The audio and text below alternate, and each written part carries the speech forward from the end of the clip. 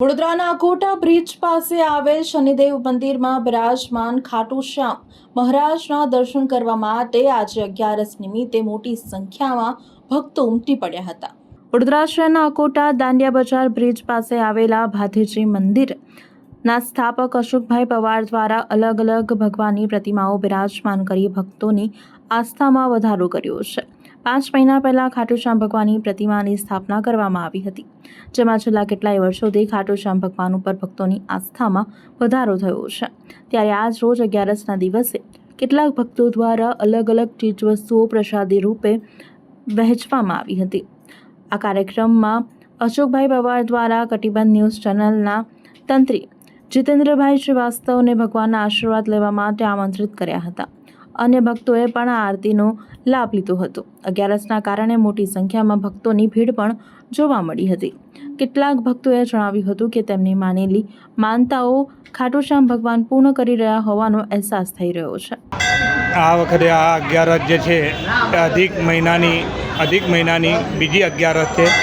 અધિક મહિનામાં પુરુષોત્તમ માસ નિમિત્તે 11નું ઘણું મહત્ત્વ છે અને લોકો કૃષ્ણ ભગવાનનું જે છે એ શ્યામ ભગવાન તરીકે ખાટુ શ્યામની જે મળી છે પ્રચલિત મળી છે, એના લીધે લોકોની અહીંયા આગળ દાંડિયા બજાર ખાતે આવેલ શનિ મંદિરમાં શ્રી ખાટુ શ્યામ ભગવાનને બિરાજમાન કરેલા છે અને છેલ્લા 5 મહિનાથી અવિરત ભક્તિ પ્રવાહ ચાલુ છે। શું નામ તમારું? કલ્યાણ રામદાસ પેઠે। આજે બદાઉન 4 રસ્તા પર આવેલ શનિ મંદિર ને સાથે સાથે શ્રી ખાટુ શ્યામ ભગવાનનું મંદિર છે। આજે 11 છે, ચાતુર્માસની 11 સાથે આજે ખાટુ શ્યામ મહારાજને 11ના દિવસે સવારથી જ ભક્તોની ભીડ જામી છે। સાથે સાથે આજે આ ગરમીનું વાતાવરણ છે, એમાં અમારા મિત્ર ઠક્કરભાઈ તરફથી છાશનું વિતરણ કરવામાં પણ આવી રહ્યું છે અને ભગવાન ખાટુ શ્યામની દિવસે પ્રશંસા વધતી જાય છે।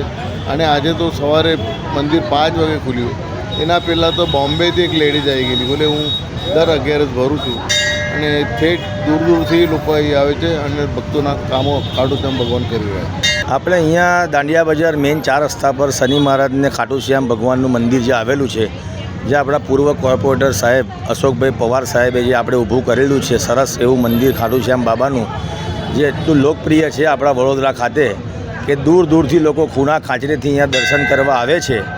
અને આજે પવિત્ર 11 પુરુષોત્તમ મહિનાની છેલ્લી 11ના દિવસે આપણે ભગવાનના આશીર્વાદથી એક તક મળી છે, જે આપણે આ છાશનું વિતરણ તમે જોઈ શકો છો, એ આપણે સ્નેહભર્યા આયોજન દ્વારા કરેલ છે કે દરેક ભક્તોને છાશનો લાભ મળે અને ગરમીમાં એમને થોડી શક્તિ મળે અને એમને ડિહાઇડ્રેશન ના થાય।